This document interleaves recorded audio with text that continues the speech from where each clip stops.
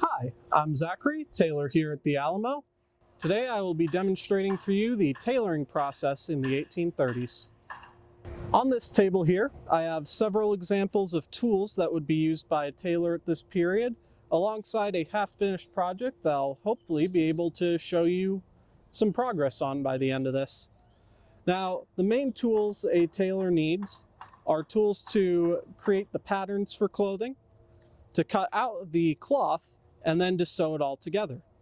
So, what I have here is the Tailor's Friendly Instructor, a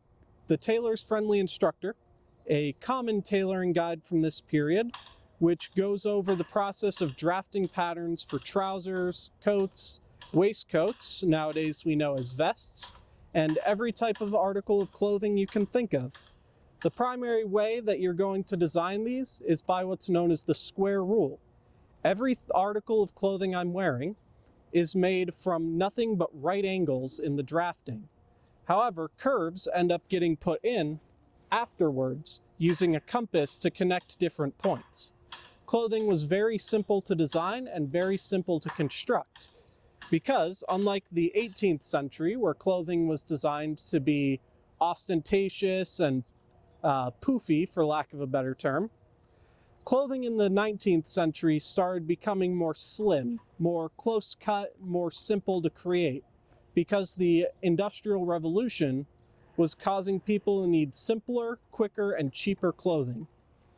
Now, to cut out the fabric after you've drafted the pattern, you're going to use a pair of tailoring shears like these. In the early 19th century, tailoring shears were much larger than the scissors we use today. A good pair of scissors should cost you about $3 back then, but with sharpening should last you your entire career. Most tailors would also have a couple smaller scissors on them, generally for cutting thread or small bits of fabric, as well as a knife specifically to cut the thread. Now, you would also have a needle book filled with all the different needles you would need. Each page has a different size, which is used for a different purpose. Thread was actually at this time sold in skeins, similar to modern embroidery floss. This here is 100% natural linen in a period style of skein. And in order to use linen thread, you have to wax it with beeswax. Otherwise, the thread will disintegrate while you're sewing. They did have cotton thread at this time, which I have around this winder, because a skein can easily bunch up and turn into a big knotted mess. I've also got what's called a bodkin here. You would put ribbon or string through this to help, for example, a modern example would be putting elastic through a waistband. And I've got this stiletto, which is used for making small round buttonholes and for making buttonholes a little more professionally than just taking scissors and hacking at it. I've also got two different types of thimbles here. One of them is a simple brass thimble. This same design has existed for hundreds of years, but this is a more unique style of thimble called a tailor's thimble.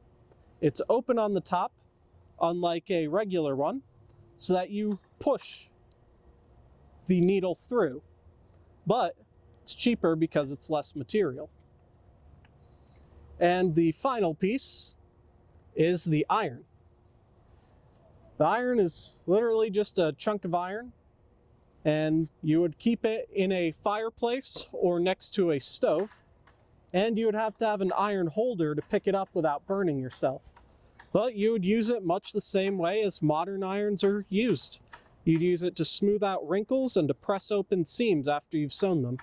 Now, these are several examples of common buttons and closures that you would see used on clothing at this time. You've got your hooks and eyes, which are commonly used to hold coats together without buttoning them. You've got metal buttons, such as this pewter and this brass button. Although those were a little more common for military clothing, you could still see them on some civilian clothes. Shirts would commonly have mother-of-pearl buttons or thread buttons. This one is made from linen thread. These are very common to find in the period. You've also got horn buttons. This one is made from a black cow's horn. This is a bone button made from cow bone, and a covered button. Now, covered buttons are perhaps the most common style of button in the period. You can see I've got some on my current vest, but what they are is just a metal or bone or wood mold that you wrap fabric or thread around and then sew it up. So I will be demonstrating how to do that. What I'm currently doing is threading the needle, and I like to personally do 2 layers of thread so that I can do a special type of knot where you wrap the thread around the top of the needle, and when you pull it down, that will create a knot. Then you just clip off the remaining at the end, and now we can get started on our button. So this here is what's known as a bone mold. This is made from cow's bone, just like that button there. And what you'll first do is wax this a little bit. It's just going to help you out while you're making it so it doesn't slip. You'll put that just about in the center of the button. Now you'll take your needle, you'll put it through a little under 1/4 inch from the edge, and you'll just start putting it through the entire edge of the fabric, trying to keep your stitches as even as possible. The goal is to bunch this up at the end so that it will completely cover the mold. And in doing so, it will also create what is known as the shank, or back of the button, which is what we will end up sewing to the fabric later.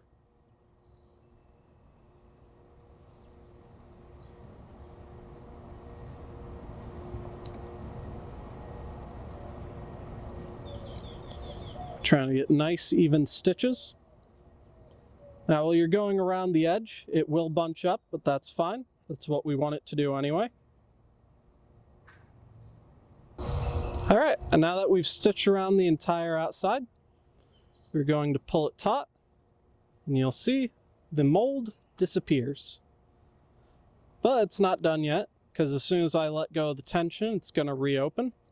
So now, we have to go through and stitch it end to end to make sure that it stays nice and taut. And we'll do this a couple times around, and at the end, we'll have a nice and sturdy button ready to be put onto this vest. And now at the very end, we'll just tie it off. Although, if you are directly sewing this onto a finished garment, there's no reason why you can't just keep the thread going and sew it into the clothing that way.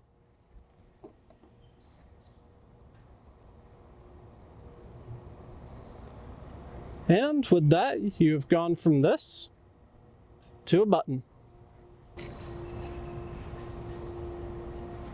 Now, the article of clothing that I'm going to demonstrate making today is a vest, such as this one that I started yesterday. I've done everything for it except putting in the lining, the buttons, and the buttonholes. So, I'm going to now demonstrate for you the way tailors would sew stuff together. So you might notice that I am sitting on the table, which is something most people don't do. However, when tailoring in the 19th century, this is the way that you are taught to sew. You would sit like this with all your tools around you, the fabric that you need already cut beside you, and you're ready to start sewing. Many books actually talked about the proper stature for sitting while doing this. If you're not sitting properly, it could lead to severe back pain. Now, what I'm currently working on is the lining for this waistcoat that I made. So what I'm doing is what's called a back and fore stitch, or as we would call it nowadays, a running back stitch. Now, tailoring at this time is a trade. That means you are apprenticed and you go through an apprenticeship in order to become a journeyman and eventually become a recognized master of your trade. A master tailor would generally own their own shop, where they would have several journeymen and apprentices working under them. Journeymen are no longer bound to a specific master, but are able to take their craft wherever they need to. And an apprentice is bound to a specific master tailor for some time. Generally, a tailoring apprenticeship would last between 2 to 4 years. And at the end of it, if they managed to actually learn during their apprenticeship, they would be brought up to the rank of journeyman. So you can see here, this is the part I just constructed. It is the back part of the lining, and this will go right there. Now, a vest at this time is not exactly a cheap item. It has to be custom fit to your body and your body alone, and it has to be made completely by hand. There are no sewing machines yet that are commercially available. The first big commercial ones are not around until about the 1840s. So we're still a good decade away from that. So in total, a vest like this, at least in the United States, would generally cost somewhere around $1.40. It doesn't sound like a lot of money today, but back in the 1830s, it was. So here in Mexico, an equivalent vest would cost you 11 1/4 reals, which is the amount of money I have right here. So you would pay the tailor this, and this would cover the material, labor, and delivery cost of your new vest. And yes, tailors would deliver the clothing to you after it was done. They would generally send the tailor, the apprentice out towards the end of the day with a bundle of clothing meant for each person in the town that had purchased clothing that week. So now I'm going to start putting this piece on. This is the 4-part lining. So going to start, knotted the thread just as before. Going to start with a loop. And then we can start our running back stitch that I previously mentioned. So,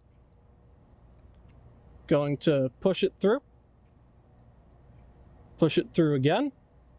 That is a run, but now that we've done that run, we're going to go back.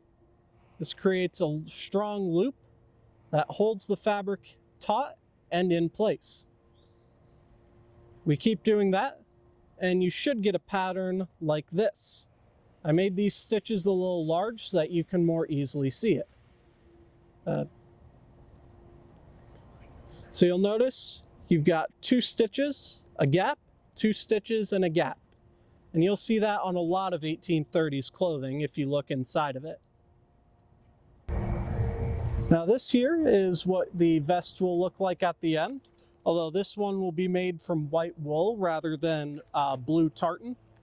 And you can see it's very tight fit,